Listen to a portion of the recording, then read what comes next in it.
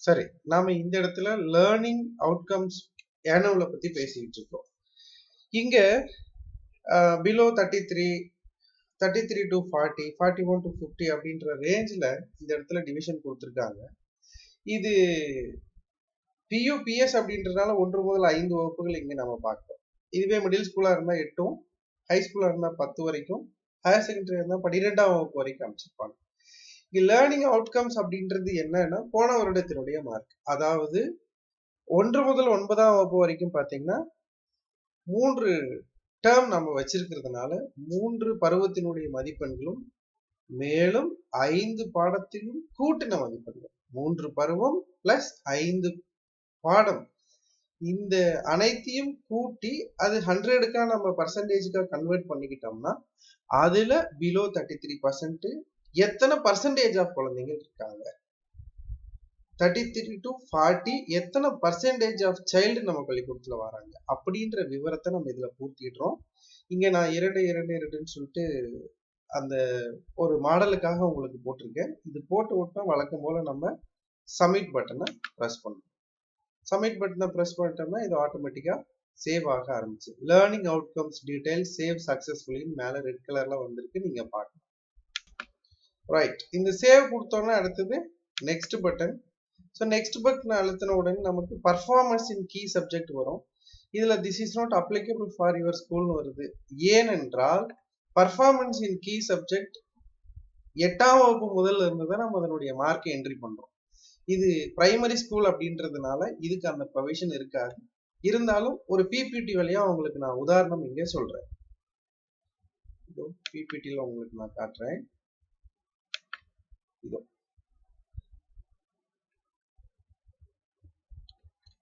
Performance in key subject, இது middle ஸ்கூல்னு வச்சுக்கோங்க. 8ஆம் வகுப்பு மட்டும் நமக்கு காட்டுறது. So language 1, 2, mathematics, science, social science.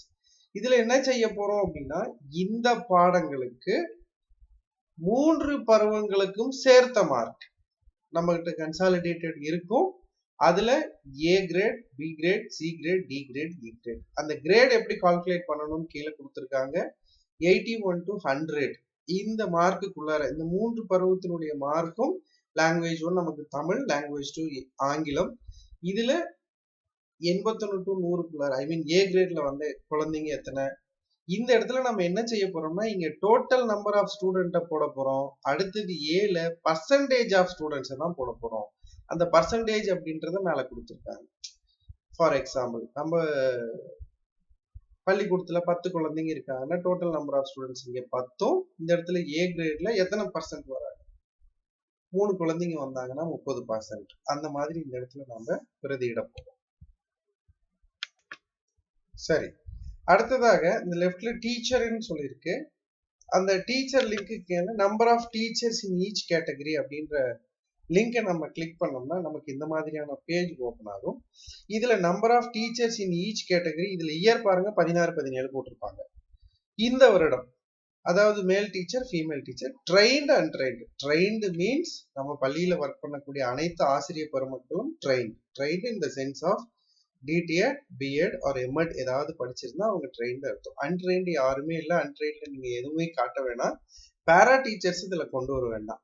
என்ன பர்பஸ்க்காகனா number of teachers how they are influence on students learning, students performance அப்படின்றதுனால இங்க பேரா டீச்சர்ஸ் நம்ம காட்ட வேண்டிய அவசியம் இல்லை. இங்கேயும் நம்ம வேல்யூ பிரதியிடுறோம். ரைட், இங்க பாருங்க வேல்யூ பிரதி விட்ட உடனே டோட்டல் அதுவே கன்சாலிடேட் பண்ணிடுச்சு. இது கொடுத்த உடனே வழக்கம் போல கீழே சப்மிட் பட்டன் கொடுத்தா ஆட்டோமேட்டிக்கா சேவ் ஆயிடும். டீச்சர் ப்ரொஃபைல் டீடைல் சேவ் சக்சஸ்ஃபுல்லின்னு வந்துடும். அதுக்கப்புறம் நெக்ஸ்ட் பட்டன்ல கிளிக் பண்ணும்போது அடுத்த தகவலும் டீச்சருடைய பத்தியது தான். அதுதான் டீச்சர் அட்டெண்டன்ஸ். டீச்சர் அட்டெண்டன்ஸ் அப்படின்றது என்ன அப்படின்னா டைப் ஆஃப் லீவ். இது போன வருடத்து 15, 16 இந்த மேல அந்த இயரே தெளிவா மென்ஷன் பண்ணியிருக்காங்க. ஒன்னு லாங் லீவ், இன்னொரு ஷார்ட் லீவ். லாங் லீவ்ன்றது எதை கேட்கறாங்கன்னா மோர் தென் 1 month. அடுத்து short leave up to 1 week. அதாவது ஒரு மாதத்திற்கு மேல, அதாவது மெடிக்கல் லீவ், மெட்டர்னிட்டி லீவ் போட்டிருந்தாங்கன்னா அங்க அதனுடைய நம்பர் இந்த இடத்துல நம்ம பிரதியிடலாம். இப்ப 2 ஆசிரியர்கள் வச்சுக்கோங்க. ஷார்ட் அதாவது கண்டினியூயா ஒரு வாரத்திற்கு மேல எத்தனை ஆசிரியர் பெருமக்கள் லீவ் போட்டிருக்காங்க இந்த வருடத்துல அப்படின்றத இந்த இடத்துல நாம பிரதியிடுறோம். ஃபார் எக்ஸாம்பிள் 3 போட்டுட்டு சப்மிட் கொடுக்குறோம்.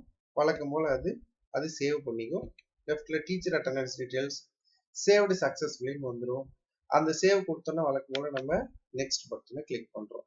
Very easy and simple process. இந்த பட்டனை நம்ம கிளிக் பண்ணணும் உடனே இது அடுத்து என்ன தகவல்களை நம்ம கொடுக்க வேணுமோ அந்த பக்கத்திற்கு இது நம்மை அழைத்து செல்லும். Right, alright. இங்க பார்க்கலாம். அடுத்த பக்கம் என்பது ஸ்கூல் இவாலுவேஷன் காம்போசிட் மேட்ரிக்ஸ். அப்படின்னா என்ன அர்த்தம்னா, நம்ம பள்ளியில 7 செயற்களங்கள் வாயிலாக பள்ளியில் உள்ள தகவல்களை நம்ம ஆய்வு செய்யறோம் இல்லைங்களா? அதை தான் ஒரு செயற்கம் வாயிலாக இங்க நம்ம பிரதிடுறோம். இங்க டொமைன் 1, அதாவது எனேபிளிங் ரிசோர்சஸ், பள்ளியில் உள்ள வளங்கள் இருப்பு, அதை எப்படி பயன்படுத்துறோம் அப்படின்றது. மொத்தம் நமக்கு 7 டொமைன் இருக்கு. அதுல இல்லாததை விட முதல் டொமைனுக்கான சிறப்பு என்னன்னா, இங்கு லெவல் பிக்சேஷன் 2 பகுதிகளாக கொடுக்கப்பட்டிருக்கு. ஒன்று அவைலபிலிட்டி அண்ட் அடிக்குவசி, அடுத்தது குவாலிட்டி அண்ட் யூசபிலிட்டி. ஸோ முதல் டொமைன்ல மட்டும்தான் இந்த மாதிரியான ஒரு சிறப்பம்சம் நம்ம பார்க்க முடியும். ஸோ இந்த தகவல்களை நம்ம பிரதியிடணும்னா நம்மளுக்கு வழங்கப்பட்டுள்ள தமிழ் புத்தகத்தில் டேபிள் நம்பர் 8வது அட்டவணையிலிருந்து தகவல்களை எடுத்து நம்ம இந்த இடத்துல போட்டுக்கலாம். அதாவது லெவல் 1 அல்லது லெவல் 2 கிளிக் பண்ணும்போது ஆட்டோமேட்டிக்கா 1 டிசேபிள் ஆகும்.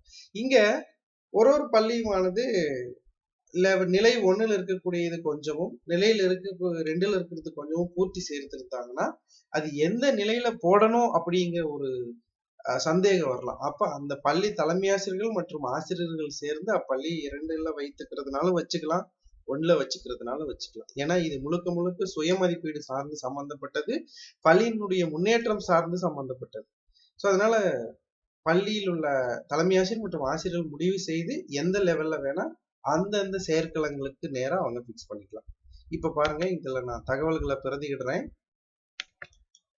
ரைட், இங்க லெவல் பிக்சேஷனுக்கான தகவல்களை நான் பிரதியிட்டுட்டேன். அடுத்தது இந்த பக்கம் பாத்தீங்கன்னா ப்ரையாரிட்டைஸ், அதாவது முன்னுரிமை எதற்கு கொடுக்கணும் அப்படின்னு சொல்லிட்டு இந்த தகவல் நம்மளுடைய புத்தகத்துல 9வது அட்டவணையிலிருந்து எடுத்து நம்ம பிரதி செய்ய முடியும்.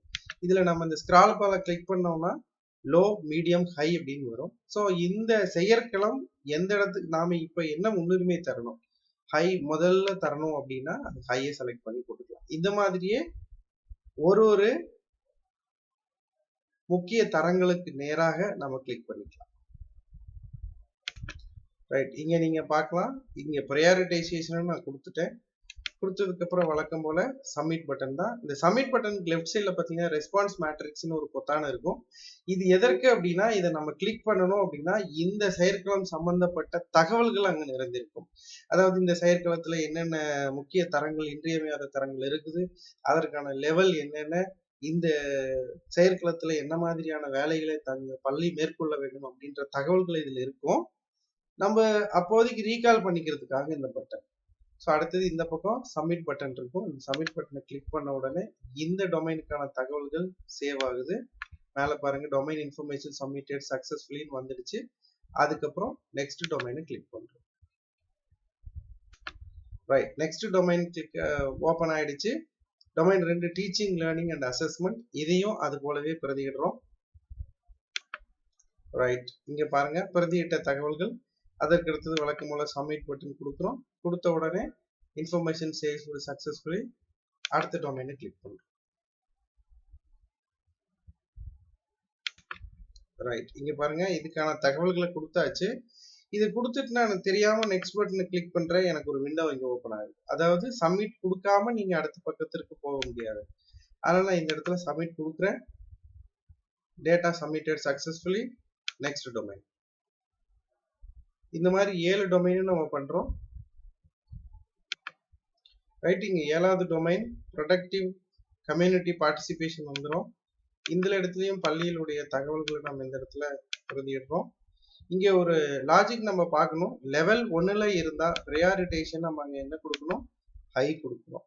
லெவல் 2ல இருந்தா ப்ரையாரிட்டைசேஷன் மீடியம், லெவல் 3ல இருந்தா ப்ரையாரிட்டைசேஷன் லோ, இந்த மாதிரி கொடுக்குறோம். ஏன்னா நிலை கீழே இருந்தாங்கன்னா அதை முன்னுரிமை கொடுத்து அதை நம்ம என்ன செய்யறோம், முன்னேற்றுவதற்கான வழியை நம்ம பார்க்கணும். அடுத்தது ஃபில்அப் பண்ணோம்னா சப்மிட் கொடுக்குறோம். சப்மிட் கொடுத்தோன்னா ஆட்டோமேட்டிக்கா சேவ்டு சக்சஸ்ஃபுல்லின்னு வந்துடுது. நெக்ஸ்ட் பட்டனை நம்ம கிளிக் பண்றோம். ஸோ 7 டொமைன் முடிஞ்ச உடனே நெக்ஸ்ட் பட்டனை கிளிக் பண்ண உடனே